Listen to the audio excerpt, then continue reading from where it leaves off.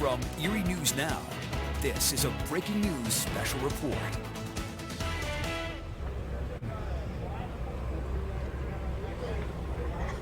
Hi, everybody. Welcome back to Tall Ships Festival. Mike Ruzzi, along with Kara Coleman and John Stalin. And John, you can't have a great event without great weather. Yeah, no, it's fantastic. I was leaning on Kara because I had to walk down. I had to, I'm not as nimble as I was at 21. But yeah, things are looking good out here. I just took some readings and some measurements.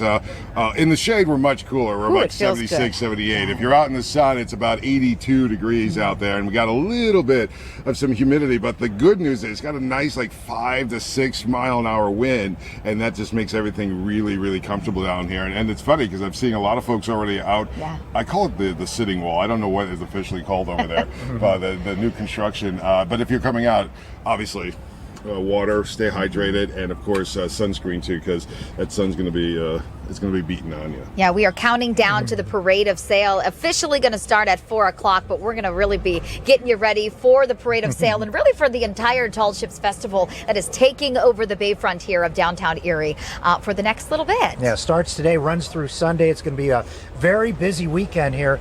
John, and you touched on security when you came through. We just saw the Coast Guard drop off some personnel here as well.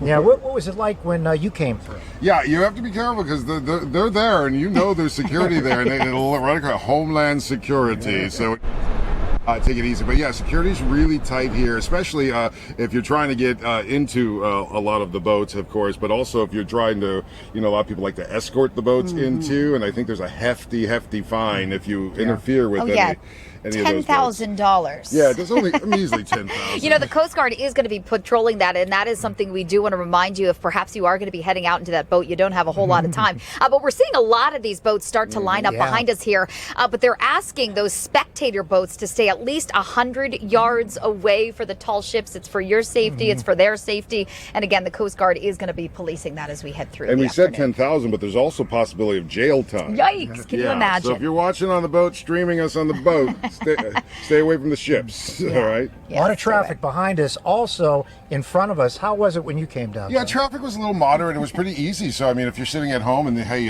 got nothing to do for the rest of the afternoon, I'd come on down. I can see right up State Street now. We're looking pretty good here, and I know that they improved the parking across the area. Also, you may want to remember that it's cash only at the parking facilities. So make sure you have cash. They're not taking credit cards or anything like that. So yeah, you may have to stop at the ATM before you come on down. But nonetheless, things are looking really good. Kara, some information on park and rides. Yeah, park and rides are really your best bet. The parking down here along the bayfront, even into downtown Erie, they say is going to be extremely limited over the next couple of days. So your best bet are those park and rides. A lot of people utilize these for those 8 Great Tuesday concerts, the one at 12th and Lincoln there. So park and rides are most likely your best bet. But yeah, we're counting down the Parade of Sail getting started at 4 o'clock this afternoon. 7 tall ships going to be entering the bay here, and it's really a sight to see. Yeah, and it's going to start off with the Brig Niagara at 4, followed by the Letty G. Howard, and to our left, a familiar face. Before we get to him, we're going to send it out to Isaac Pedcash, who's at the East Channel. Isaac. Yeah, hi Mike, Kara, John, good afternoon. We are really getting set for this Parade of Sail about a half hour away. You were talking about traffic, and it's interesting. I was just talking with a lovely couple that's going to their 3rd Parade of Sail ever in their lives. They said they got down here to the Lampy Marina at 1:15, and the whole parking lot was already full. That's almost 4 hours before the festivities really begin. So that gives you an idea of just how busy things are. Now, we mentioned how the ships will be lining up in just a couple of minutes, and we might have one for you that we can identify. I'm going to test my eyesight here, and I apologize if this is the wrong ship, but I do believe, as Dave DeCola zooms in, that the Brig Niagara is getting set to line up for the Parade of Sail. Again, it is the first of 7 ships that will be parading through this channel here at Lampy Marina. It will be joined by ships like the Letty G. Howard, Empire Sandy, Appledore IV, St. Louis II, and 2 others that will parade about 700 to 800 feet behind each other,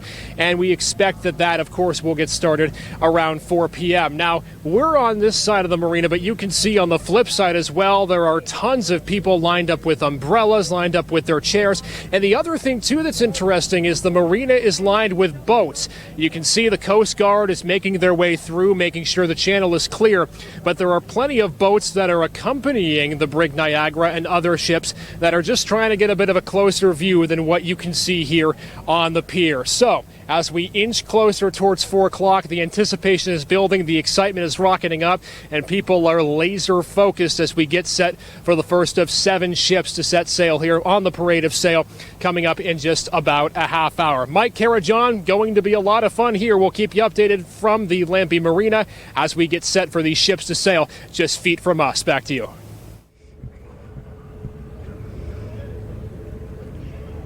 All right, Isaac, thanks so much. Well, we have a special guest. Yes, we Captain do. William Sabatini joins us now. Not that you don't have anything to do right now, but how excited are you to get... I've just been hanging out. I heard there was going to be some ships Yeah. coming in, so I thought I'd come down the waterfront and see what's going on. Hey, how excited are you to get this going? Parade of Sail coming up shortly. Oh, it's everything, right? So the Parade of Sail to me it's my favorite part because it's just the sight of it, you know? It's like watching a movie because it doesn't seem like it could be real, you know? So it's one of those things that you just have to kind of stand there and awe and be like, okay, this is where we live. This happens in Erie. And I think that's something we all should be proud about. You know, we're doing this after obviously 3 years since it was here last, but it's also we've gone through a pandemic since. People are ready to get out. I know last time I talked with you, you were just starting to resume tours of the brig, and you said there's nothing like inviting people on the boat and talking about its history. And that's what this weekend's about as well. It is. I mean, and Erie is a maritime city, you know, so the city was built around Presque Isle Bay and the shipping and the fishing and all of those kind of things. Highlight that maritime heritage of Erie, it's a really special thing. And all these different ships have a different purpose, right? So you have now Trinidad, which is representing Magellan. You know, you have the U.S. Brig Niagara representing the War of 1812. You have Letty G. Howard representing a fishing schooner from 130 years ago. You have St. Lawrence II, which is actually a purpose-built sail training vessel about 50, 60 years ago. All the ships tell a different story, and the history behind each is unique. So when people come down, they get to hear all those stories and talk to the crew, you know, and we get to share something that we're all extremely passionate about, and I think that's what makes what we do so special. And every once in a while, somebody, you can see that spark of that recognition of, oh my God, this is real. Yeah. Like what these people do is real.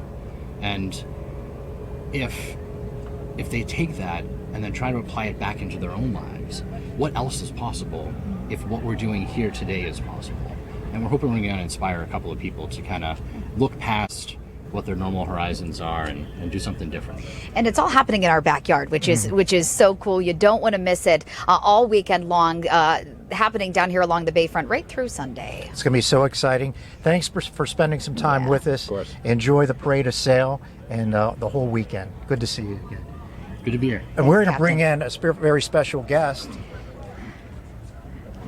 Yeah, I think we're going to check in. Oh, here we go. Yeah. And we're talking about security all weekend. Sir, first of all, what is your name? Chief Thor, the officer in charge of the Coast Guard here in Erie. Talk about your assignment this weekend and what you're looking for, and what are some of the rules and regulations for people to keep in mind. All right, absolutely. Today, during the Parade of Sail, we're just looking that the vessels maintain 100 yards away from all the tall ships. Over the weekend, there's going to be multiple patrol crafts that will be out here requiring a 25-yard security zone at that time.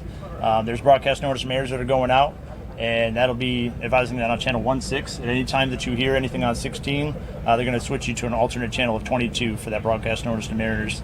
Again, like I said, a 25-yard security zone around all the moored vessels. There's going to be a couple of vessels getting away for day sails. Again, applied by NAV rules. Prudent seamanship on the water, making sure that they stay clear of any of the vessels. You know, it's such a big assignment, so much involved in this. How much prep time did you guys put in to prepare for this weekend? We're working on probably our 4th or 5th month on this. Wow. And the biggest thing that I want to hit on is the partnerships. We have multiple agencies. We're on with 16 different platforms right there.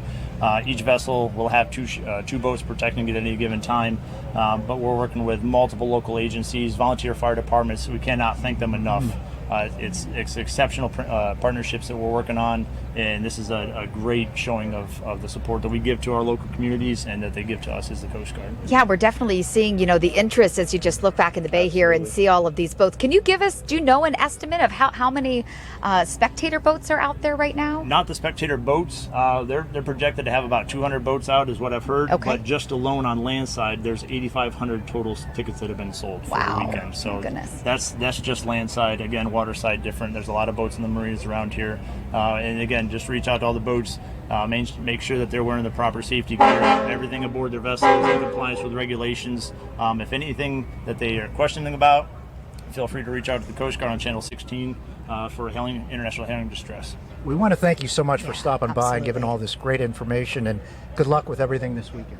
Absolutely. Yeah, thank you very thank much. you And thank so you again much. to the partnerships that are working with us. Absolutely. Got a total team effort. And you're probably hearing the Victorian Princess behind us here. It is just embarking out on the bay for the last hour or so. We saw lots of people boarding the Victorian Princess, and wow, what a sight they're going to see. The parade of sail getting ready in just about 20 minutes here. Kara, it is a great sight to see it pulling away. It's a really packed cool. house as they're going out to their location, and just, it's so impressive to see all the boats out there. And speaking of two individuals who've been on the water for a couple of days now, are Sarah Tonks, Tom Kowalski. Guys, take it away.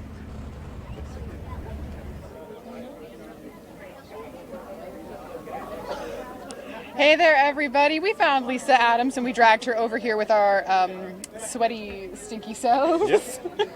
I think we're relatively clean. How are you enjoying your entrance into what has been our home for the past 4 days? It is amazing. I was working at Channel 12 when this replica was built, and when it launched, we did a live program back in 1988 up on the top of the dock. So even though I've done many stories here and have been on deck many times, it was when the ship was in port. I've never done this, and so being able to take this day sail today is just amazing.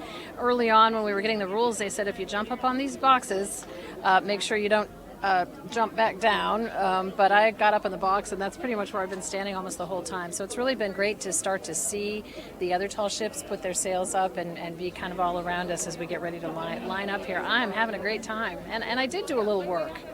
She did. She helped pull the Cutter 1, which is the small boat that we use to get to and from the dock on occasion as needed. But we've all been doing a lot of work, including Tom Kowalski.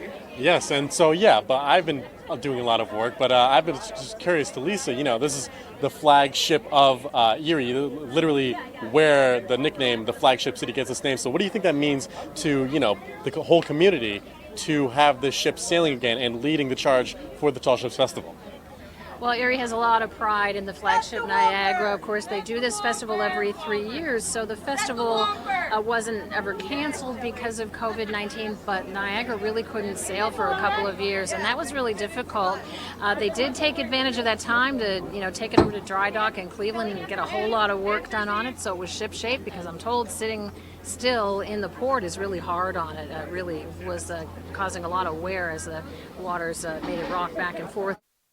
It's just so beautiful to see it under sail and really see how the crew all works together. They shout out the orders, and the sails are mostly up now. There's one, I think, left that has to go up, but it's going to be really exciting to be part of this parade today. And it really does mean so much to Erie.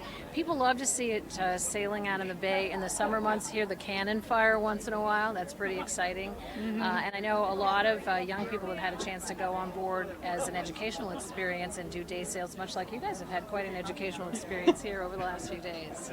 And one of my personal favorite things, especially about the crew right now, I know you brought up the crew and how well they work together. We have an incredibly diverse crew here on the Brig Niagara. We have people as young as 17. I think some of the oldest are probably in their 50s and 60s. We've got retirees. We've got high school students. We've got... Well, right now, one thing that I think is pretty cool, we have an entirely female team running the throttle and running the tiller. So the tiller is what is steering the ship. We have Jen, our engineer. She is working the throttle. So when we do have the engine going, we're operating on sail power right now, but she's in charge of that. We have our wonderful Ginny and Julie, who are, is it Ginny? Why am I blanking? Everything's fine. It's Ginny? Yes. I was like, that is something I was second guessing myself. They're running the tiller, so they're the ones that are currently steering the ship. The captain and the chief mate are calling out orders. They are. I think they're adding an additional flag. The flag that they usually fly. Yes, okay, so they're adding the big American flag. The flag they usually have up is the one that would have been flying during the War of 1812, from my understanding. So they're kind of adding extra festive Americanness to the Brig Niagara right now. We are getting to see that go up live, which is pretty cool. It is, in case you can't tell, very, very large. And that one does have, I think, the 13 stars as well.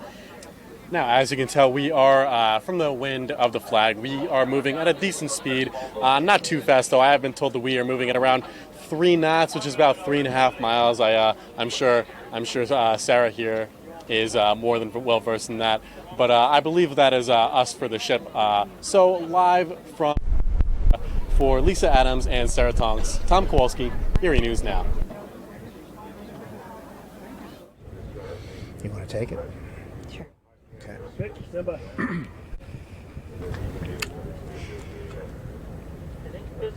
We are here at the foot of Dobbins Landing, getting ready for the Parade of Sail. Gosh, Sarah and Tom giving us such a cool look at, a firsthand look on board the brig. My goodness. Incredible 3 days for them. Yeah. We're joined again now by Tom Castle. And Kara just asked you this before about the importance of music and the ships. Tell us about that. Well, for me, I started out as a musician, and then I got interested in the ships, and the two of them just kind of blend together, because it's the music, then the stories that really document the whole history of the thing. And then there's the sea shanties, which are enormously popular thanks to TikTok this year. And but those are the work songs of the sea. So, and to get it really precise, you can either have a new crew and you can say 1, 2, 3, pull, or you can teach them a song and they'll get the rhythm, they get the cadence, and they'll know if you give it a special word when to haul.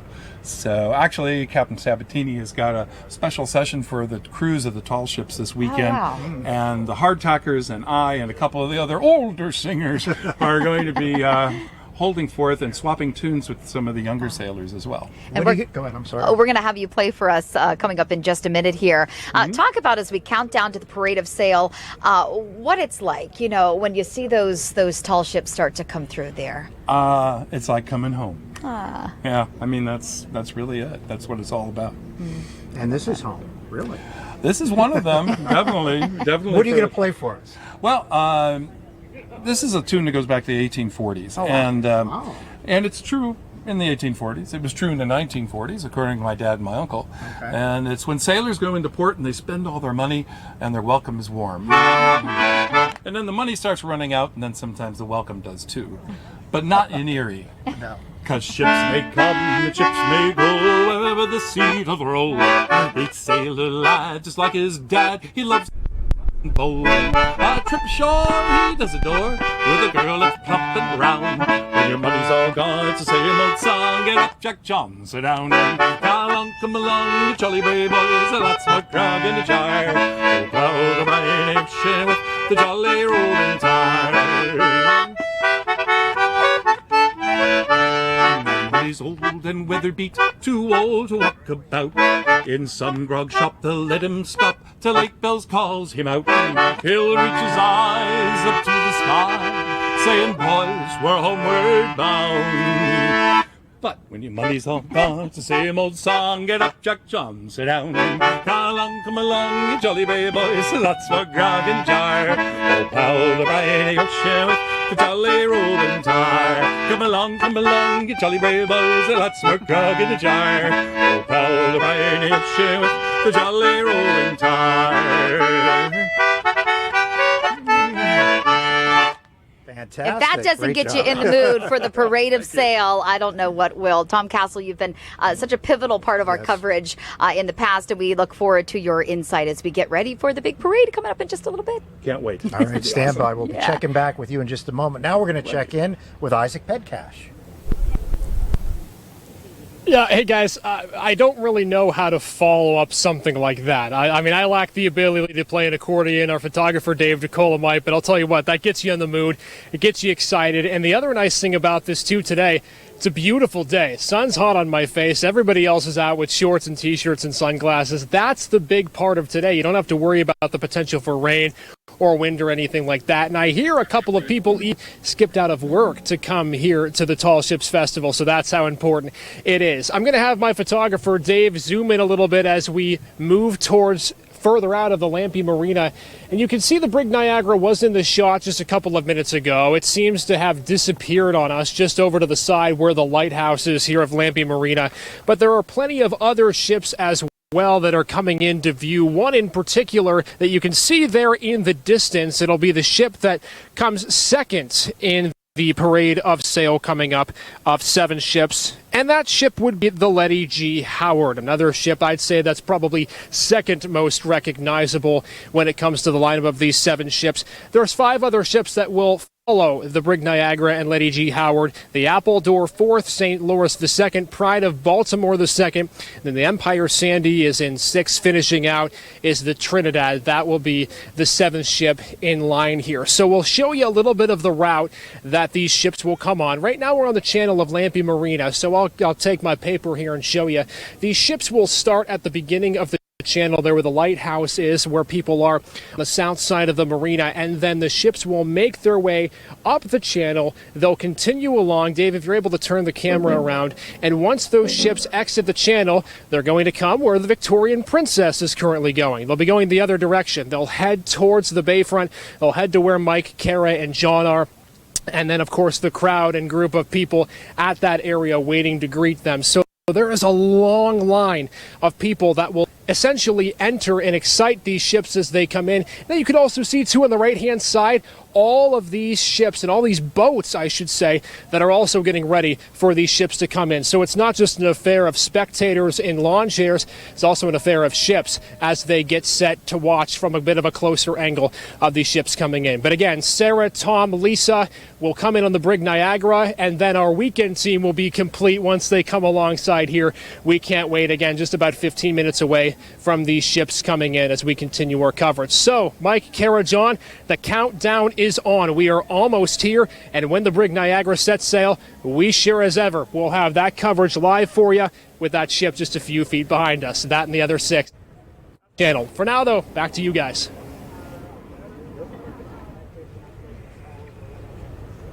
Isaac, thanks. We are now just minutes away from the start of the parade of sail as those really majestic boats will come through the channel here for everybody to see. So exciting. Mm-hmm. Tom, what are you looking forward to the most? And maybe you could take us through just what's going to transpire when the parade of sail begins. Well, as far as I know, each ship is going to be coming in, and there'll be a little bit of a space in between each one. And I think it's kind of important, again, like the story for me is the main thing. Yeah. So we'll be talking a little bit about that. Also going to be some kind of technical things too, because I like to talk about things like the sparred length of a boat, which includes the bowsprit that's sticking out in front, any of the yards or the gaffs that are sticking out in back. Then there's the length on deck, which is just obviously the length on deck. I'll be talking beam of the ship, which is the width of the ship, and then the draft, which is very important. I know a friend of mine went aground here a few years back. Oh no! And well, the draft is basically the distance between the water line and the bottom of the bay. So that's a very important number to have all the time. Some of them will have sail up, not all of them. It's hard to get sometimes a ship that's fully rigged with 11,000 square feet of sail to go at the same speed as a boat with 500 square feet or 1,000 square feet. So that'll be a little bit different. The other thing is when you come down here, also to slur your words a little bit, even before the rum kicks in, because that's what sailors do. It's sort of it's a convention. So if I wanted to say, ease the mainsail, I would say ease the mainsail. If I said, look up at the foremast, it's the foremast. If I say go down to the forecastle, it's the forecastle. Okay. So a lot of this, like, and starboard is starboard and things like that. There's usually a lot of things that are sort of slurred. So when you hear that in songs, or you hear the crew talking about it, sometimes it takes some people aback because they're like, what did he just say? Yeah. The what? And then Pride of Baltimore has a couple of sails called studding sails, Studding, but it's pronounced stunsail. Oh wow! Jeez. Or the gansels on board Niagara. So there's a definite lingo and patois to sailing language. And you have spent a significant amount of time on some of these ships. Yeah, I've been kind of like a singer and a sailor for about 30 years. Wow, my goodness. Yeah. Now, could I ask you, do you have a favorite ship, or is that like asking if you have a favorite child? Favorite girlfriend. That I do. That's Okay. easy. That's favorite girlfriend is an easy answer. The ship, they're all different. It's kind of like, do you like I don't know, do you like this car more than that car? And if this is a sports car and that's my minivan, then that's what I use. So all of them have different purposes and different missions. Take a look behind you, just the amount of boats, everybody in line, the amount of people to our right just checking things out. Anticipation, yeah. It's incredible how the crowd has just grown since we've been here, since about 3 o'clock. But Tom, the other thing is they have to be 600 feet apart, I believe, when the sail starts, parade of sails starts. How long do you think it will take for all 7 to get through? Oh, that's a Billy Sabatini question, I think. But yeah. With your inner Billy Sabatini, give me a guess. 40 minutes. I'm not sure. Okay. Yeah. I know when we did it in Cleveland, it was much faster than usual because sometimes they used to start the parade of sail when the boats would leave the dock. So we would basically be sitting here for a couple hours waiting and looking at the entrance to the bay. And waiting. And so this is much nicer. So we know the plan is 1600 for all the boats to start coming in, and then that gives us a little bit of a more concise, parade. It feels more like a parade. And obviously, we are starting off with the Brig Niagara, the heart of Erie here. Talk a little bit about that ship and, what makes it so special. Well, first of all, this is her home. Yeah. And she's been here for many, many, many, many years. And I believe that about 5 or 6% of the Brig Niagara is still from the War of 1812. So there are some historic timbers on board the ship. And the current version we're looking at there was designed by Melbourne Smith. And it's one of the most historically correct, accurate vessels, in the world. And also, especially in the Great Lakes. So we're only now about 3 minutes away, and tremendous amount of excitement. You just look at everybody around us. It's been 3 years in the making. 3 years ago, it was absolutely beautiful. Yeah, wasn't it? Yeah, the ship I was on, the Dennis Sullivan, couldn't make it this year, but I'm really, a big shout out to any Dennis Sullivan people out there, absolutely for sure. But it was quite the celebration, and it was the first year I got a tattoo. Oh, wow. First time. I put it off for years and years and years. And now that I'm 60 something, I was on board the Dennis Sullivan, and one of the crew members was a graphic artist. She was doing these old poke and stick traditional tattoos, and I thought to myself, where else could I possibly want to get Exactly. a tattoo than on a ship that I captain sometimes by one of my deckhands? And Erie is one of the ports we did it in. What is it like for the crew of these ships to be part of the parade? Not often, I think, do they get this many people so interested in what they're doing. Yeah, well, it's really nice because they're partially part of the event, and it's also neat to watch the parade of sail from one of the ships. Sure. Because it's everywhere. You look ahead of you, you look behind you, and then of course the vessel that you're on is usually dressed up really pretty. So sometimes they'll have people up in the rig, they call it dressing the yards. probably some more flags and pennants than usual. Okay. And I wouldn't be surprised if there was a gun salute or two. We heard our Sarah Tonks not that long ago talk about they were just putting up a really, really large American flag, at least kind of a nostalgic flag. So excited to see that on the Brig Niagara in just a couple of minutes here. Oh yeah, no, they usually put up some of the ones that would be like a battle flag, and it was sort of a my flag's bigger than your flag sort of thing. So some of these are absolutely enormous. I think Pride, you'll see something like that on Pride as well. Okay. And I think we're actually going to be checking in with our Sarah Tonks and Tom Kowalski, who have been on the Brig for the past couple of days. Hey guys, how are you holding up?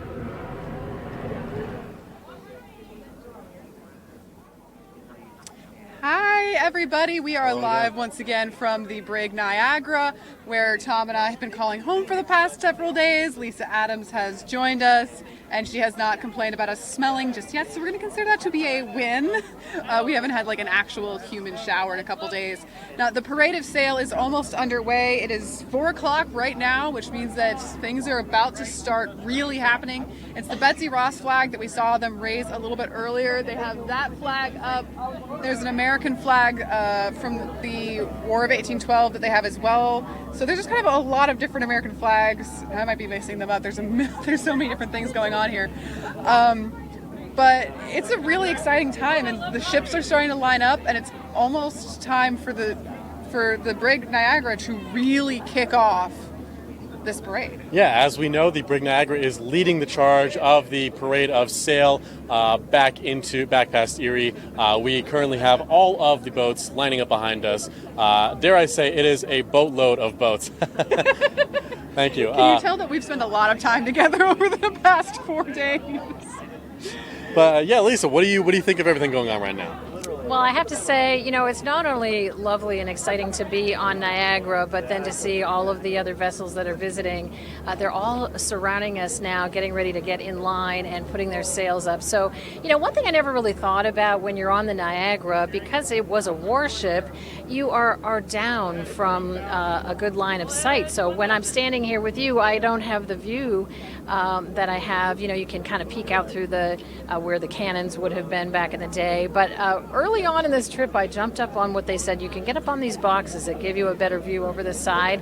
I jumped up on one of the boxes, and I've been there pretty much ever since because it gives you a whole view of the lake, the bay, and we've seen some of the other boats with their sails up really far in the distance, including the Empire Sandy, and then the now Trinidad, which is really an interesting shape. So it's really fun to see how different the sails are and the look of each of these vessels is, but you kind of feel like you're in some sort of history book, like you've gone back in history to see this many sailing vessels all around you. It's terrific. And I know yesterday my story was about how the pleasure boats can't get too close to the parade when it goes through, but we've seen Border Patrol and the Coast Guard and the State Police boat, and I think Fish and Boat Commission. They're all surrounding us here. I think each of those agencies helping to escort these boats in through the channel. But you can see a lot of jet skis and pleasure boaters zipping around trying to get a look at these ships with their sails up in the air too. So really, really a special day.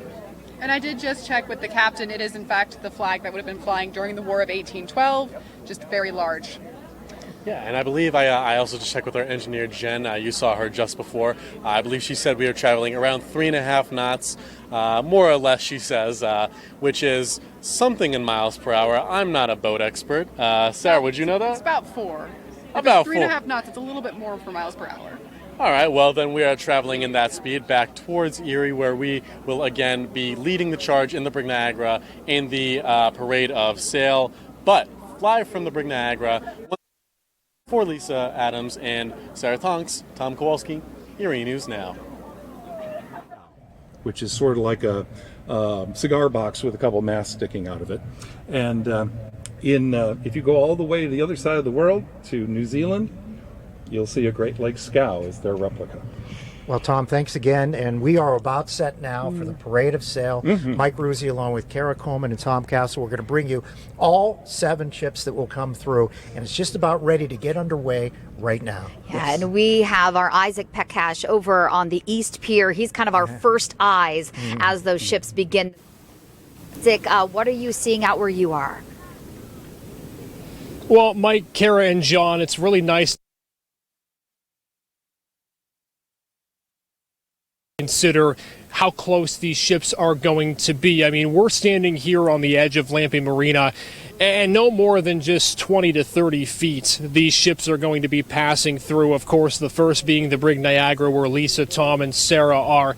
It's just so interesting to see how this place is filling in. You know, the marina, when we got here, we found a little bit of an open crevice, and since then, the spots have just been filling in. There really is not any area, whether we're on our right or on our left or on the other side of the marina, that's not full. And that just goes to show the dedication and the passion that this area really has for the Tall Ships Festival, and specifically the Parade of Sail. So it's not easy to find a seat here, and that is a good thing. You know, again, it is interesting to think of a ship that was in the War of 1812 and played such a critical is still such embedded into Erie history over 200 years later, considering everything that has gone through, how this country has gone through, and the wars that this country has had to win to get to where we are now. I will mention a couple of logistical things, Mike and Kara. These ships, as Tom and Sarah were mentioning, don't go very fast. They can't go more than 4.5 knots. Anything over that is considered not safe for the way they go through this channel, and the boats have to stay at least 600 to 700 feet behind each other. So there will be a bit of a hiatus every few minutes, every time a ship comes through. But of course, as those ships come through, we'll have that for you. 7 of them to be exact. The Brig leads it in, as it rightfully should, here in Erie. Just minutes away from the ships coming through the channel, all the eyes are to our right and to the edge of the marina, and in just a few minutes, we'll bring it back here as the ships go by. Guys.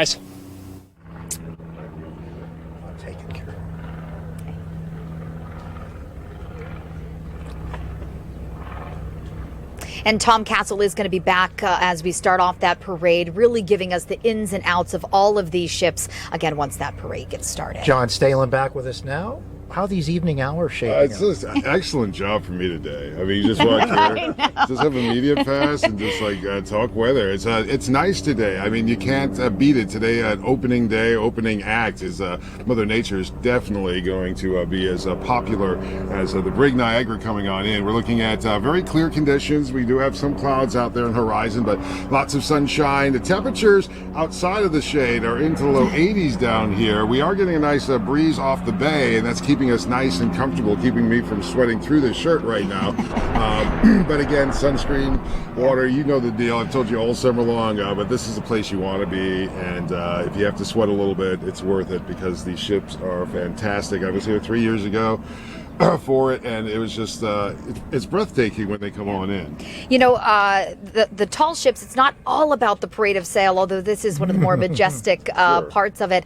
The festival lasts all weekend long, and the weather still looks pretty good. Yeah, it looks pretty good. Tomorrow might be a little iffy, though. Okay. Friday, we do have some shower, thunderstorm possibilities. We'll update you through the 5 o'clock, 6 o'clock hour or so, but it doesn't mean you can't still come on down here. That'll be for you to decide, but Saturday, Sunday looking fantastic. Saturday, the cooler of the 2 days now, but still into the 80s with sunshine, and then Sunday, we got mid-80s, more humidity out there. And just remember also, if you're like on the ships going through the tour, I'm not sure if they have air conditioning or not, so it could be a little warm in there too. So again, make sure you have that bottled water with you. John, I know you remember 2019 so well, but you look out now and it seems like there's more boats out there, there's more people to our right. It's quite a scene here. You know, actually, it's funny you say that because you're right. I don't remember these many boats waiting to greet everyone coming on in. But you know, Mike, we have the COVID years, and you know, we've actually had a really decent summer too, and people just want to get out and enjoy themselves. And what better way to do that but do this? But remember, you may want to call your friends on the boat on the boats and say, stay away from the ships. They are really serious about it. Homeland Security, U.S. Coast Guard. 100 yards. Yeah. They got weapons. So don't get close to the ships. You know, we are here at the right under the tower, right at Dobbins Landing here at the foot of State Street. This is just kind of one area of tall ships. Also to our right over by the Bayfront Convention Center, and then our left by by the library over that way. So I'm there's waiting kind of for this, three Kara. different sections. I'm waiting Doesn't for this just sum I up thought this was tall supposed ships? to be like 30 feet tall. Is this It's our mascot. Is this the rubber ducky? No, but it's getting you excited for the Yes, rubber duck, it Mama Duck. definitely is. And when I talked to the guy who created, he said they have kind of lovingly named the baby Timmy. So I don't know if anybody else Oh, calls the Timmy. baby Timmy, but they said Oh. we kind of call him Timmy. So Timmy's going to be here. He said Timmy's more interactive for the kids. It's going to be in the kid zone if you're interested. Oh, They good. say you can kind of touch it and push it over. It comes back. And so that's kind of fun. fun for the little But I always ones. see that big rubber duck. Sorry, Mike.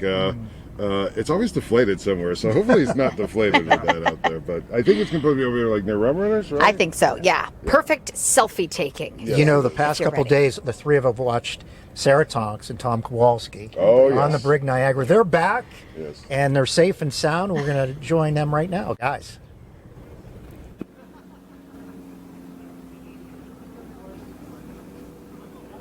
Well, hi there, everybody. We have moved a little bit. We're up on the bridge deck now. Captain Goldman is right behind our camera and our photographer, Caleb. So if he attacks the camera, then you'll know why. But we wanted to come up here because it's a pretty spectacular view from up here, more so than from the bottom. Because if you look past us, you can see all of these ships are getting in line. Over ahead, we have some sailboats and other kind of motorboats, people that are here to view. But if you look behind the ship, we are the first ship in line for the Parade of Sail. So we've got all of the ships lining up behind us. I believe in green, that's the Letty G. Howard.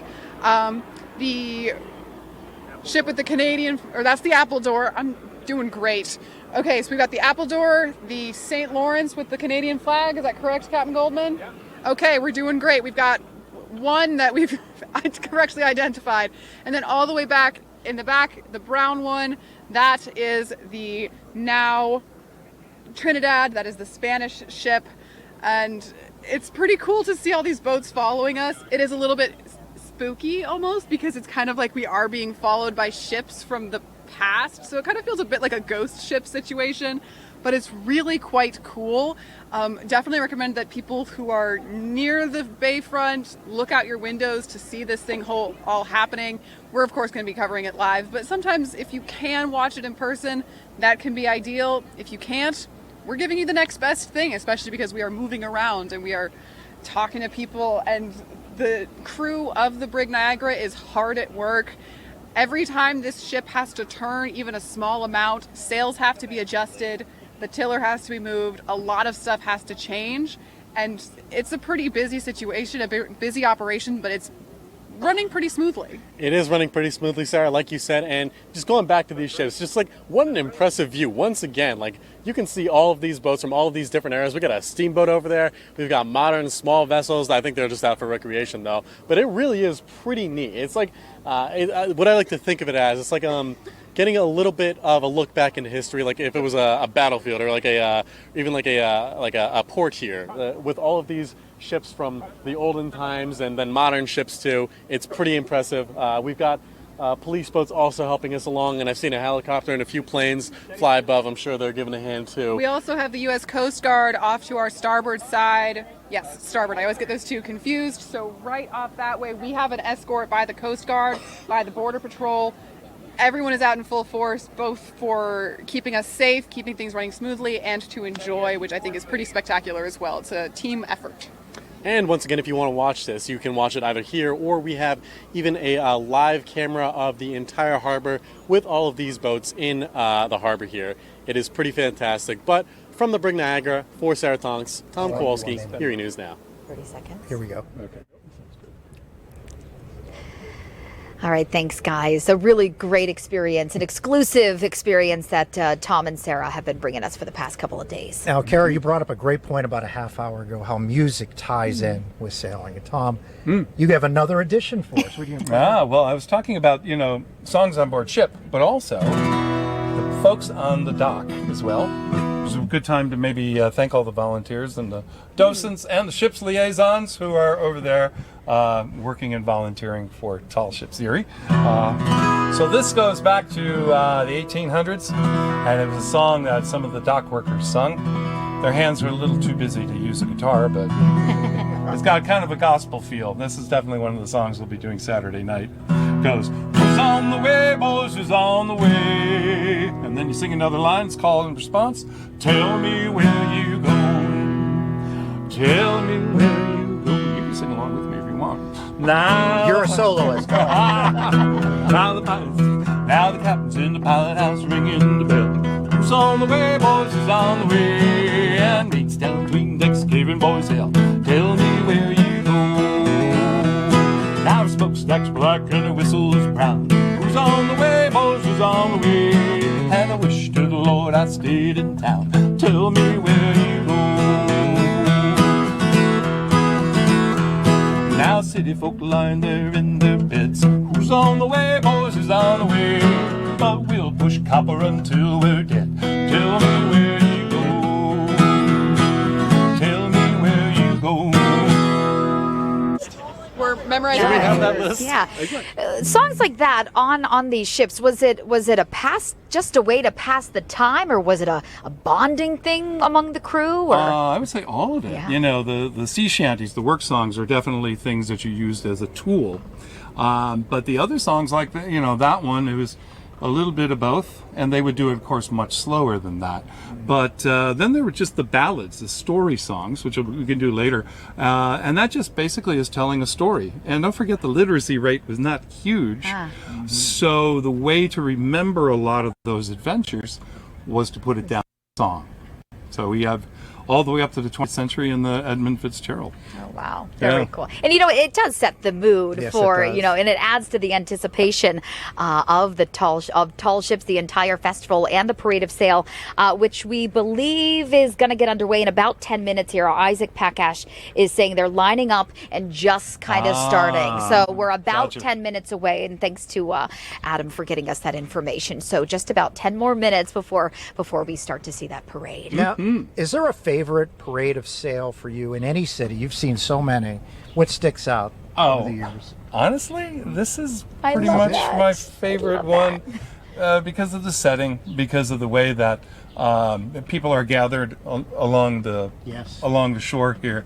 That's harder to do in other towns where there just isn't anything like that. LA Tall Ships in San Pedro was a great festival, but it was almost impossible to get enough people to see the ships at one time.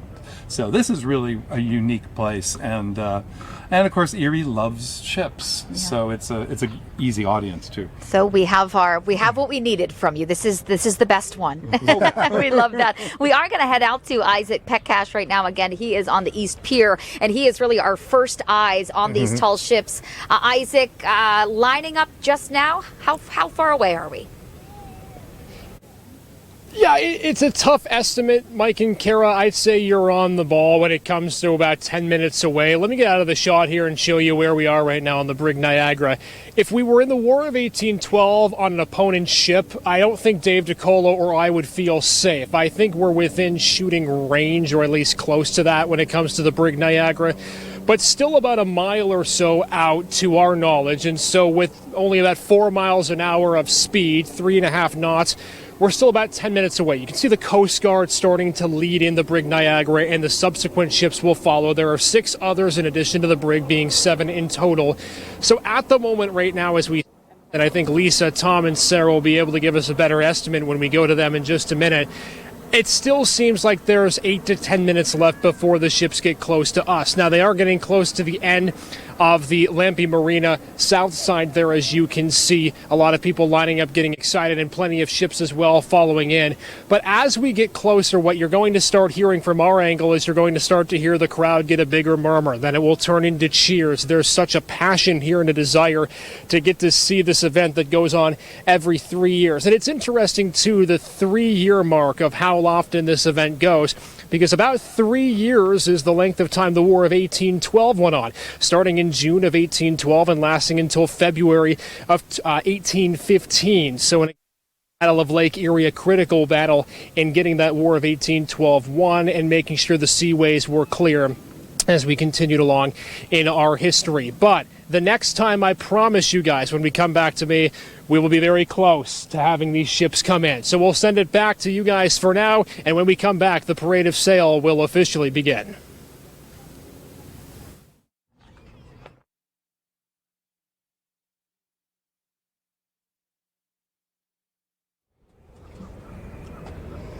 All right, Isaac, thanks so much. Again, about 8 to 10 minutes is what he's estimating before we start to see those tall ships come in the channel. Kara, there's a reason there's been a little bit of a delay. Tom, you were talking about it early. Why are we waiting? Well, there's always the logistical problems of getting all those ships underway at the same time, getting out through the channel, getting set up in a particular order, and then coming back in again. But also, most of the ships have passengers on.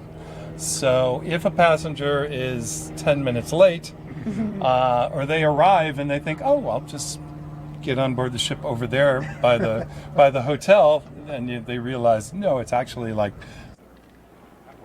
then there's a mad rush to get on board. And so if you have 20 or 30 of those people running late, then you're looking at like an hour, behind or something. Hopefully we're not that far behind. No, I think they're just starting to kind of start to move. So I think by the time we see them across the channel there, it's going to be about 8 to 10 minutes. So it's our first Tall Ships Festival since 2019, not pandemic related. It happens every 3 years. Yep. And, a big part of this, too, is the fact that the ticket prices are only $10. To $10 and then $5 to get on board and see the deck path or the deck tour. This is actually probably the most affordable festival in the U.S. that I've seen, and this year. Because what people don't realize, I remember being in another port and people were saying, well, it should be free or it should be close to free, and it costs a lot of money to run a tall ship. I mean, just tons of money. If you think about the number of people you have on board who are paid, or the volunteers, you still have to feed everybody, you still have to put everybody up. So it's hundreds of thousands of dollars to bring in just a couple of 7. Yeah. So that's even more. The 3-year delay, as we talked about, was typical. But talk about tall ships and what this festival went through with the pandemic. Did it obviously completely shut down for a bit of time? When did it get back up and running? Well, I do know some of the festivals, like in 2020, I remember talking to Greg Samporsky, who's the duck person. The duck guy. And Craig said that, he said, yeah, we're definitely going to go, and then as COVID came in and we had no idea what was going on, he said, you know what? The July festivals are off. There's no way we're going to do it, but we should be fine by August. Didn't we all have that mindset? How innocent we all were at that time. And then, of course, the next year, the same thing happened because they were just going to shove some of those festivals into the following year, and of course that didn't happen either. So this year, the way it just kind of coincides with that 3-year cycle, and that really wasn't intentional. It's just the way it turned out. It's nice timing for Erie that we didn't have to scrap a Tall Ships Festival here down along the bayfront. Oh yeah, because basically what I do, I sing and I sail for a living, right? And I do multi things. I do education programs. I do schools and libraries and theater and film, and if none of that is happening, I go sailing. But in 2020, everything crashed at the same time. So that was, I had no idea what was happening. So, and neither did so many other people too. Thankfully, we had some programs that kept small businesses and I'm an artist sort of, but I'm also a sole proprietor business, and I was able to pay my mortgage because of a lot of those programs. And when we had talked to Captain Sabatini just a few minutes ago, and when I talked to him a couple of months ago, he said, resuming the tours while the brig is docked here, it means everything to them. It means everything to the crew to invite people back on their ships again. Oh, definitely. Ships are living things as far as I'm concerned. And I think every sailor would say the same thing. And if you're not using the ship, then it can't earn money. It's not doing its job. It's not fulfilling the reason it was built. And Erie is really unique because not only do we have the Niagara, but also the Letty Howard. So Letty is a boat that you can come and go on a quick day sail, relatively quick day sail. Tom, we got some excitement growing from our Isaac Pedcast. They're lined up, they're ready to go. And Isaac, give us an update on what's going on out there.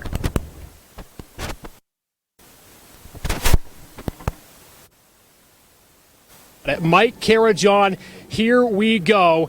We have the U.S. Brig Niagara sing off the parade of sail. Take a look in all of its glory as it comes down our Lampy Marina through the channel. This is it. It's rolling. It continues to be in its beauty, as far later as it has been, as we continue along here with the Tall Ships Festival. Look at it go, 3.5 knots, continuing down the channel, and the fans go wild as they would at an NFL football game. Maybe even more so here in Erie, Pennsylvania. You hear a couple of people here through our mics. Yes, they are pumped. So this ship, again, if you don't know the historical value of the U.S. Brig Niagara, it is tremendous. It is an exact replica of the same ship that held the Battle of Lake Erie, the War of 1812, commissioned and set by Oliver Hazard Perry and his brigade as he was able to lead his brigade to victory in the War of 1812. You'll see the American flag. There were 15 stars on the flag during the War of 1812. And you see that flag that is donned upon the Brig Niagara, sailing in all of its glory, the incredible nature of what we see right now. And if you can see just in the distance, we've got there our Lisa Adams, our Tom Kowalski, and our Sarah Tonks as they waved us in the distance, giving a first look at the start of the Parade of Sail. What a sight to behold. What a way for the crowd to entrance in this great ship, one of the greatest historical markers in our history. We're going to send it back to you, Mike and Kara, so we can get a look at the Brig Niagara from Lisa and from Tom and from Sarah. Guys?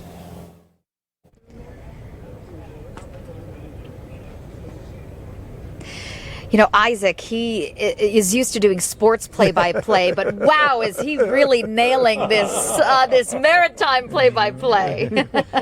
He is excited. He said, and the fans go wild, and the crowd's cheering. It's great. Thanks, Isaac, for that. Tom, how excited are you about this? I mean, it's almost coming through right now. It's always fun to watch them come in, and since I've been on the ships too, I know what it feels like to be, riding one of those into a bay like this. In fact, into this bay. It's absolutely beautiful.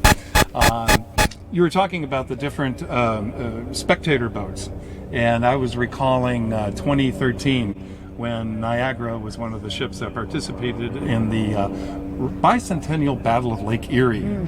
That was 16 tall ships, 72 security vessels, and 2,000 recreational boats that were all in this incredible reenactment. And Wes Hearson was the captain of Niagara at the time, and Billy was there too, and most of the sailors involved in this parade. And it's funny because they were trying to figure out exactly where to hold the battle, and if the wind is out of the west, where will they end up, and if it's out of the north or the south. And long story short, when they finally got to the end of all this calculation, about 2 days of calculations, they ended up fighting the reenactment exactly where the original battle was. It's meant to be. And you knew where that was because there's all that spent ordnance that's still left on the bottom of the bay. Well, as the Brig Niagara is about to kick off the parade here, I believe we're going to check in with our crew on board. Yeah, Lisa Adams, Tom Kowalski, take it away.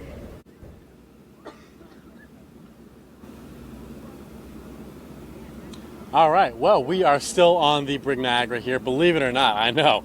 We've been here for 4 days, and we are finally on our way back, leading the Parade of Sail back into the Erie Harbor here, back by Dobbins Landing. As you can see, I mean, this is just a cool experience here, ain't this? I mean, look at all of the... we just passed by all of these people who came by to watch these magnificent ships pass by. But, I mean, Lisa Adams is here, and she's probably got some more intelligent things to say than me. So, Lisa, how about you take it away? Don't count it, but yeah, we just passed through the channel, and so we've really been out in Lake Erie, not Presque Isle Bay, for a couple of hours, getting all ready, watching the other vessels put their sails up. So now we are leading the parade, just passing through the channel, people lining both sides, clapping, cheering, and waving as the tall ships came through. It is amazing just to see how many people there are on the side, both sides of the channel, the north and the south pier, but you can also get that great view Caleb is showing you now. All of the other vessels behind us under sail. We've got schooners, we've got other square rig vessels. Oh, somebody just fired a cannon. We are escorted by the Coast Guard, the Border Patrol, and just having a very smooth sail into the bay where we're already, you can see the boats lined up in the bay to watch the parade come through. It is pretty impressive, but now we have to toss back to Isaac Petcash, who is covering this from the shore here, but from the Brig Niagara for Lisa Adams and Sarah Tonks. This is Tom Kowalski, Erie News Now. Yes, you do, Tom, because we got some more ships coming in. Dave DeCola, pan the camera to the left for me. We're going to show you the second ship. That is the Letty G. Howard. If you can pan a little bit more to the left there, Dave, so we can see the Letty G. Howard. All right, we'll go to ship number 3 for a second. This is the Appledore, the 4th, the Appledore on the right-hand side. Dave, there we go. There's the Letty G. Howard. We promised that we'd show it to you.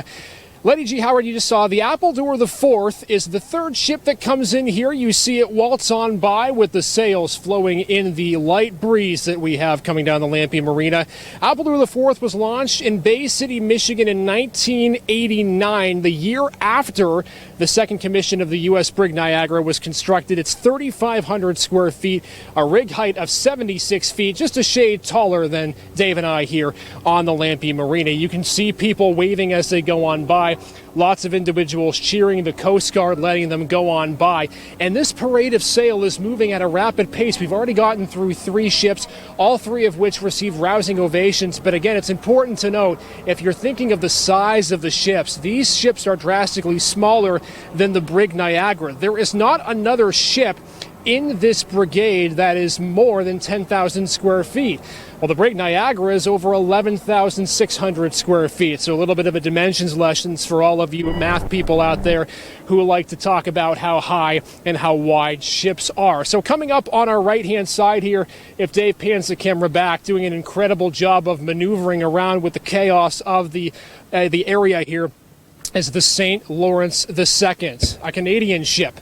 This year a cannon go off. How cool was that? My goodness, some theatrics for us here in the channel. St. Lawrence II from Kingston, Ontario, Canada.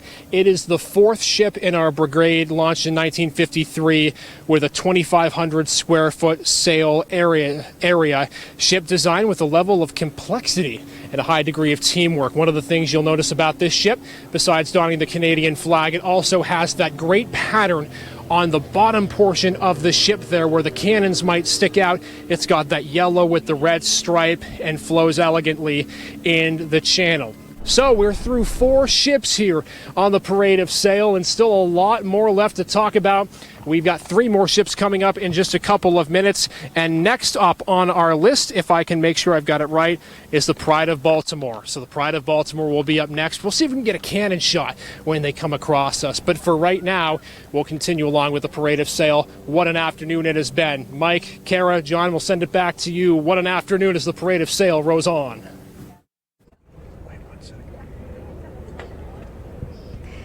Yeah, what a gorgeous backdrop as we continue on with the parade of sail. Isaac is giving us those first eyes on the ships. We're just starting to see them come into the bay here. Tom, talk a little bit about what we're seeing with the Brig Niagara. Well, one of the nicest things is you're looking at the brig right now, and she has just a few sails up, square sails, so the wind is behind her, and that doesn't always happen. Can you imagine? Basically, a ship cannot sail directly into the wind no matter what. So imagine if the wind was coming from the opposite direction and Niagara would be motoring into the wind, which is not as romantic as far as I'm concerned. Right. So right now we have this most favorable wind. Wow. And she just looks amazing. She does. And she is sailing. She's definitely sailing. That's one of the other questions we get so frequently. Are they really sailing? Yeah. There's a, and look behind her too. There's the Letty G. That's definitely how the ships come in. And if you think about it, let's just imagine. Take a look out Niagara and Letty coming in behind her, and then just take away all of the modern boats.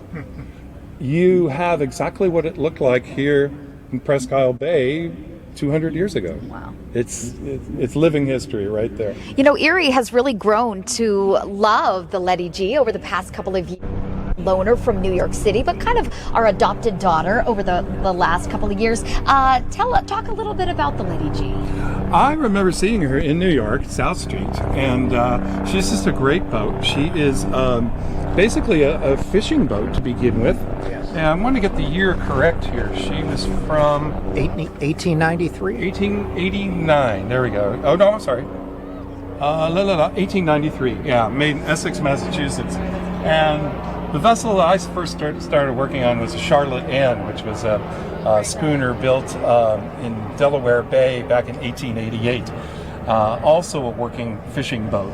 So when I first stepped on board Lady Howard, it was like coming home again. It was absolutely amazing. What really is cool about the Parade of Sails is you don't often get to see these ships next to each other. So you really get to see, like in this instance, the size of the Brig Niagara. Oh yeah, Niagara I think is the largest vessel here, and you can see the term tall ship also. Tall ship used to be, well, mostly meant a full rig ship, square rig sails and things like that. But we have a revival of tall ship sailing all around the world. So to use that as a, you know, leave that back where it was. To use that as a definition is not all that accurate, because all of these other ships are traditionally rigged. That's really the main point. The ships are very important to preserve themselves, but also each ship preserves the way things are done. So traditional rigging, the way you would rig 3-strand rope, the way you would strap a block or a pulley onto the rest of the rig, all of the other trades that are associated with tall ships. So that would be being a shipwright, being a ship's carpenter, being a rigger, navigating by the old ways, pre-electronics and things like that. And also giving a nod to the background of all these different ships. Niagara, of course, is a warship. Lady Howard is definitely a fishing boat. She is, by the way, 83 feet length on board. Her entire length is 125 feet. The length of the waterline is 71. Her draft is 11. The beam is 21 feet wide. She's definitely a workboat. The height of the rig is 91 feet. And freeboard, the distance from the rail down to the water is 4 feet. She can raise 5,000 square feet of sail. She displaces 54 tons, and her hull is made out of wood. She was originally sailing out of Gloucester and was a fishing schooner off the Georges Banks. And in 1901 was purchased by E.E. Sanders Company of Pensacola, Florida, and she spent a whole bunch of years fishing off the Yucatan Peninsula. She was completely rebuilt in 1923, and that's the first time she had an engine. Wow. So she came to Erie in 2018, and by all accounts has been just one of the most favorite vessels Erie's ever had, and it's just beautiful. Another cannon salute we're hearing there. Hip hip! Hooray! We're also starting to see the Appledore follow close behind. What can you tell us about that ship? The Appledore is one of those vessels that has a very unique story. There was a couple, Herb and Doris Smith, and they decided they wanted to sail around the world. So they had a boat called the Appledore built, and they sailed around the world. And they said, you know what, that was fun, let's do it again. And they did it again and again and again. The Appledore 4 is the vessel we're seeing coming into the bay right now. She's 100 feet overall, 20-foot beam, flies about 3,700 feet of sail. And she also has a little sail in between the masts that's not up today, but if you go aboard Appledore 4, ask them where their fisherman's staysail is. I think that would be a good thing to do. So basically, the Smiths documented their adventures sailing around the world with 2 different books. One's called Dreams of Natural Places, and the other one is called Sailing 3 Oceans. They sailed that boat, the Appledore 4, as far as Barbados, and used her in a coastal day charter boat business out of Booth Bay Harbor, Maine. And she's used right now out of Bay City, Michigan, in a group called Bay Sail. They do environmental education and sail training.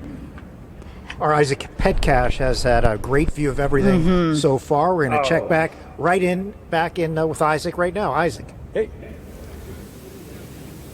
Yeah, guys, as we continue the parade of sail, we have ships continuing along here as we move forward. We got one ship coming over here on the right, but Dave, if you wouldn't mind panning the camera all the way to the left-hand side, what I want you to see is the Pride of Baltimore all the way on the left, the one that just gave you the cannon salute as you guys were talking there back at Dobbins Landing. There's an interesting history lesson with the Pride of Baltimore, and it has to deal with the national anthem. It's a reconstruction of the Pride of Baltimore of an early 19th century clipper, and part of the fleet that it was part of actually commissioned or allowed Francis Scott Key to see the American flag still flying on the ship, and it inspired him to pen the Star-Spangled Banner. So there is some history even with the American national anthem when it comes to these ships. Hard to believe how much history there is with these 7. All right, let's move the camera back over to the right, shall we? And we move to our 6th ship, the Empire Sandy. You can see it there etched on the front of the ship as the stern and the bow make its way forward. By the flag, it's a Canadian ship, and it is a tall drink of water, 203 feet from top to bottom. And again, a nice crew there maneuvering that ship forward through the channel here at Lampy Marina. 116 feet for the rig height, the length 203 feet out of Toronto, Ontario, Canada. So this is the 6th of 7 ships that we continue to move through here on the Parade of Sail. And as we mentioned, each of these ships may be no more than feet in terms of proximity to each other, so they have to be within a distance. And as they continue to be that distance, they move forward into Dobbins Landing. We heard from Mike and Carrie. We heard about the fact that the U.S. Brig Niagara, there we go. That's what we like to hear. Cannon salute. That's the second one we've gotten, guys. We're looking for 3. Is the 3rd time a charm? We'll have to see. But anyway, regardless, these ships continue more towards Dobbins Landing.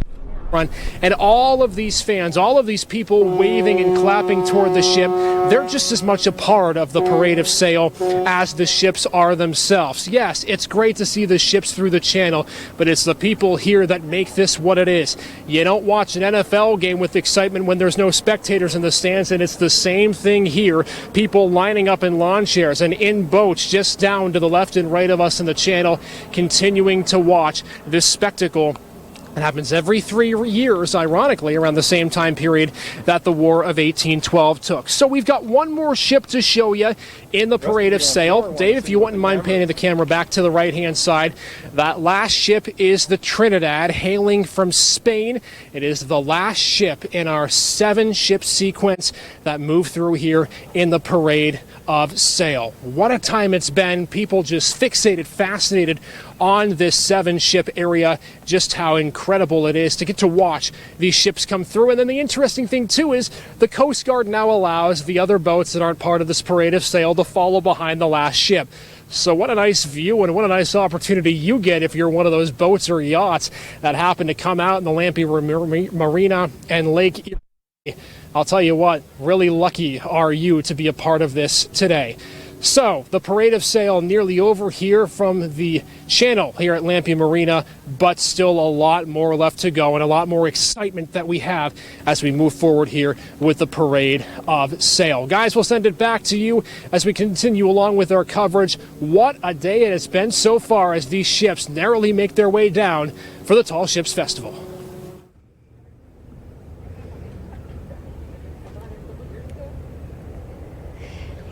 Thank you, We have a Isaac. great view now, Yeah, Kara we and do. Tom, of the St. Lawrence too. And Tom, you said perfect weather conditions are really allowing us to see these ships in all their glory. It doesn't always happen. No. Especially on ships that are like the Brig Niagara or on the St. Lawrence too, we're seeing coming in right now.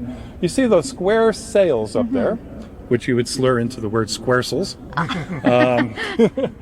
You really have to have the wind pretty much behind you to fly those efficiently. And right now we do have the wind behind us. So I definitely remember seeing St. Lawrence 2 in Cleveland and not being able to put up all those sails. So here in Erie, we're seeing the full suit of sails. And I would say they look pretty brand new. Yes, Well, they do. St. Lawrence 2 is a very unique boat. Together with that vessel, it's called a brigantine, which means she has square rig sails on her foremast and fore and aft sails on her mainmast. And that's from the Pride of Baltimore. Hip, hip! Hip, hip! They're getting louder. Kara's right. You guys are getting louder each time. That's awesome. You know, it's one thing to see these ships from where we are, but it's another thing when you come out tomorrow, Saturday, Sunday, and you see them. I mean, you can touch them. They're huge. They're massive. Yeah, you can touch them, walk across the decks, and there's also some sailaways. I believe all the tickets are already purchased, but maybe you can check online to see if that's accurate or not. The St. Lawrence II, together with Pathfinder and Playfair in Toronto, Ontario, are really unique sail training vessels. They cater mostly to youth, and I know the one captain of the St. Lawrence I met in Cleveland is 22 years old, and he started sailing that ship when he was 12. So you have to be, for most of these ships, you have to be 16 or 18 years old, and also volunteers. You're never too old to run away to sea. When I was captaining Friends Goodwill in Michigan, our oldest volunteer was 80 years old, and our second oldest was 76, and he was still going aloft. In fact, Rich Kunstler was also sailed on the Brig Niagara right here in Erie as well. St. Lawrence II is a brigantine. I just mentioned her length overall is 72 feet. Length on deck is 60. Her draft is 8.5 feet. Her beam, her width is 15 feet. Sail area, 2,500 square feet. And the crew complement is usually 25 people to sail the ship. All the vessel behind her, the one that just shot us a little bit of a salute, is the Pride of Baltimore II. Obviously, out of the city of Baltimore. She's a sailing ambassador of the city of Baltimore and the state of Maryland. She's a reconstruction of an early 19th century Baltimore clipper, also a War of 1812 vintage vessel. So having her and Niagara in the same parade is very, very accurate. And both were actually involved in the War of 1812. And again, one of the reasons we're not in Canada right today. Pride of Baltimore has traveled over 250,000 nautical miles. She's visited 40 countries and docked in over 200 ports of call. She's been in Asia, Africa, and all around Europe. She's an absolutely amazing vessel. And she'll be, I imagine, firing another salute. There you go, Tom. Give him the Wow, hip, that hip. is... Hip, hip! Hip, hip! That's a professional. You got the timing really down right. Talk a little bit about the crew of these ships and what their day-to-day is like. Day-to-day on a vessel like this is usually a lot of maintenance. There's everything that needs to be taken care of. Picture if you had a very tender house and you had to constantly maintain it, and the nearest hardware store was 900 miles away. That's kind of what it's like. And also, you're doing all the things you would do to maintain a house, but the house is moving up and down and all around, and it's sometimes hard to even stand up straight. And your kitchen is sometimes on a 30-degree angle. So it's a lot of work. There's a professional crew. That's the main crew. Of course, licensed captains and officers as well. But there's always, I think, an opportunity for volunteers of almost any sort of experience whatsoever. I remember having a fella come up to me and he said, "I'd love to sail on one of those tall ships, but I've never sailed in my life." And I said, "Well, what do you do for a living?" He said, "Well, I'm an electrician." I was like, "I think you could get a job anywhere." He said, "Well, I did some carpentry." And I said, "Now, listen, if you were a diesel mechanic," he's, "Well, I was a diesel truck mechanic. Does that count?" So if any of you guys on shore there, if you do any of those things, come and volunteer. Now, Tom, we're going to check in real quick with on the Niagara. Lisa Adams, Tom Kowalski, take it away. For a long time. He's the PR person for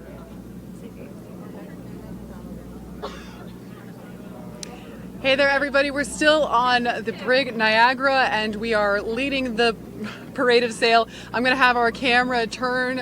I'm going to have our cameraman, Caleb, turn the camera just to show the parade behind us. We are obviously in the lead on the Brig Niagara. Behind us immediately we have the Letty G. Howard, then the Appledore 4, St. Lawrence 2, Pride of Baltimore 2, and the Pride of Baltimore 2 has been firing off their cannon. It's been pretty cool to see. Then we have Empire Sandy, and now Trinidad is bringing up the rear, but it's pretty amazing. The captain did need the bridge back, so we got sent down to the main deck of the ship, but that's okay. We found a good spot. And there goes that cannon. I'm hoping that was on camera. Now, I mean, we here on the Niagara, we do in fact actually have a few cannons that, from what I know, are technically functional, but I do not believe they are available to fire right now for a multitude of reasons, mostly because we don't have gunfire, which is important in a cannon, and also we don't have enough people to be trained on the cannons, so that is a bit of a bummer. But Lisa, what's your thoughts on the festival so far? Well, this has been such a delight, and really to see how many people lined up to watch the Parade of Sail and what a beautiful day it is. It's been a mix of sun and clouds today, but it's really, really beautiful. Not every sail is up. We're doing a mix of motoring. The sails are up. The ships have to keep a certain distance apart from one another, and that's part of the story that I did yesterday to explain why the recreational boaters were not to get too close. So I think, 4.5 knots, I think, in the parade, staying about 600 feet, 600 yards apart, each ship, I'm not sure. But how impressive it is to look behind us and see all those other vessels with their sails up following along. People are really enjoying this. They're moving around the deck of the ship, hopping up on some different vantage points so they can get a good view of the spectators looking at us and the escort boats and the other tall ships that are part of this Parade of Sail. This is all really just kicking off what's going to be a terrific weekend in Erie with so much to do. And it is kind of easy to feel like royalty almost, Lisa, just because we're being escorted by the Border Patrol. We have all of these people out to see us. We can see people lining the shores of Presque Isle, of Erie. We have boats that are actually following around with us. It's just kind of absolutely incredible. And it's an incredible feeling of community and history. And I think that it's hopefully going to bring a lot of people and a lot of kind of knowledge to the tall ships. I know that they said that they told me earlier today that there's actually a second part of the mast they can put up on this ship, and that's when you have all of the sails up. But they didn't have enough volunteers to do that this year. So hopefully by doing this, people are going to see these ships and they're going to realize how absolutely incredible it is to be a part of this.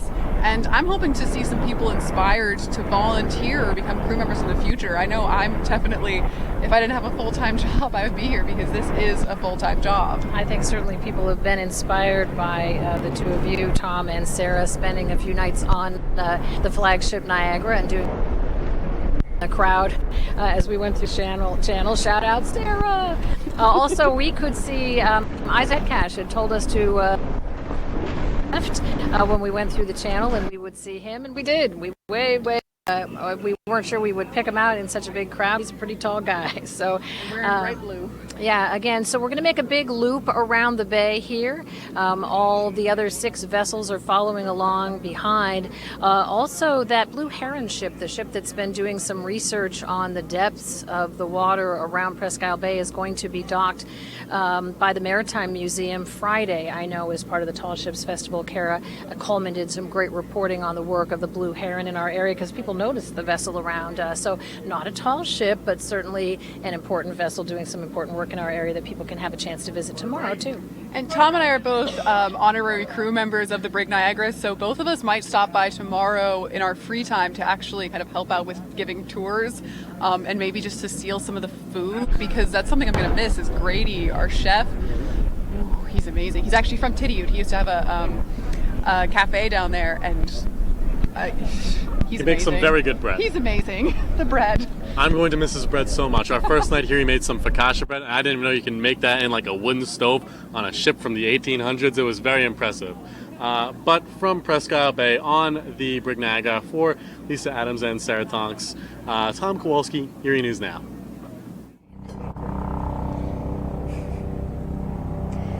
It is so cool having our crew on board the brig. Sarah, Tom, and Lisa, thank you. Your coverage has really been remarkable. Okay, let's pick it up with the Empire Sandy. I don't think we had touched on that one with our viewers. This is a pretty big ship. Oh yeah, I just want to touch base on that again now that we're back on the air. Empire Sandy is from Toronto, Ontario. I remember seeing her back in the 90s there. She's a 200-foot topsail schooner built in 1943, and she was converted originally from being a World War II rescue tugboat. She sails with 11,000 square feet of sail. Her spar length is just a little over 200 feet long. She has a draft of 13 feet, a beam of 30, a rig height of 116, and again, she sails with 11,000 square feet of sail. She displaces 338 tons and is a magnificent asset to the waterfront in Toronto. When you go down there and you see so many of the ships, you'll see St. Lawrence II and Pathfinder and Playfair and of course Empire Sandy. And she does everything from sailing to weddings and special occasions. Oh, wow. Now the vessel coming in lastly is now Trinidad, and she comes from Huelva, Spain. She did sail all the way across the Atlantic Ocean to get here to Erie, Pennsylvania. So she's been stopping in ports all along the way, including at least 8 or 9 ports in the U.S. and a half dozen in Canada. She was created by the Now Victoria Foundation, which is a nonprofit entity that specializes in promoting historical events. And they created the Santa Maria, the El Galeon, which was here a few years ago, and the Now Victoria. Now, NAO is basically the type of rig she is. It's sort of like a caravel in the old days. Her spar length is only about 85 feet, but as you can see, she looks so much different than the other vessels as well. Yeah.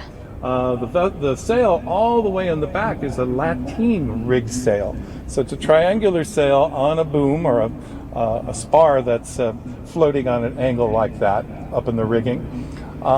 Personally, this is I think the most musical boat in 2022. You'll be on this boat a lot. Yes, especially with Angel Rosa, who's a phenomenal guitar player and singer.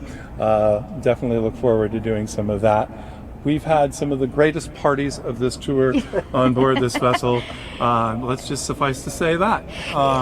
You were telling us earlier, they really kind of give you a taste of Spain, quite literally, when you tour with this boat. I saw the largest paella I've ever seen in my life.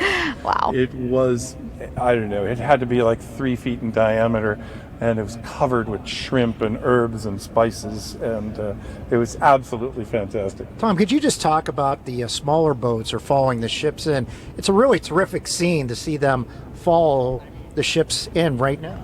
Yeah, this is kind of like, what it would be like 200 years ago, except you probably wouldn't see quite so many engines. 200 years ago, you would probably see boats out here, anything from a Mackinac boat and small sailing fishing boats to, 300 years ago, probably a Voyager birch bark canoe. And another shout out to the Coast Guard, who we talked to a little while ago, and the efforts they have made. They told us 4 to 5 months planning for something like this. Oh, definitely, yeah. The Coast Guard is always our friend. And if you've ever sailed or you're a boater of any kind, I think you know exactly what I'm talking about. The U.S. Coast Guard is absolutely fantastic. And, of course, there's a little extra work because we do have foreign vessels. And there are different rules when a foreign vessel visits a U.S. port. So we have, again, the ships from 3 different nations here in Erie this weekend. So hands up for the Coast Guard.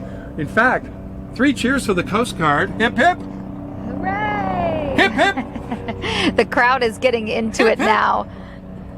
And Tom, we have a couple of minutes before we're wrapping up things here at the Bayfront. The ships are beginning to circle here in the bay, and that's when they're going to come on back. could you play us a song to take us out? Yeah. Would you be able to do that? You get ready. Go ahead. But the ships are just about to make that turn. The brig is making that turn to come really just to park right behind us here. And that is where they will be kind of stationed, the majority of them, for the Tall Ships Festival. There's an incredible scene to watch all the other smaller boats follow. And as it turns back towards us, Tom is ready to break out song number 3. Okay, if you can put that one down there. Here we go. And one up here. There we go. I went to Tall Ships in Halifax, Nova Scotia a few years back, and this is one of the songs that they did. This is a song that actually commercial fishermen used to sing on the way out of Halifax Harbor, at least until World War II. Are we on shore as well? Let me get that other one. There we go. All right. Is it on? Here we go. And the chorus goes, moonlight, starlight, moonlight shines so bright. Moonlight, oh, starlight tonight. Moonlight shines on the water when you are a dreaming mother. When you are a dream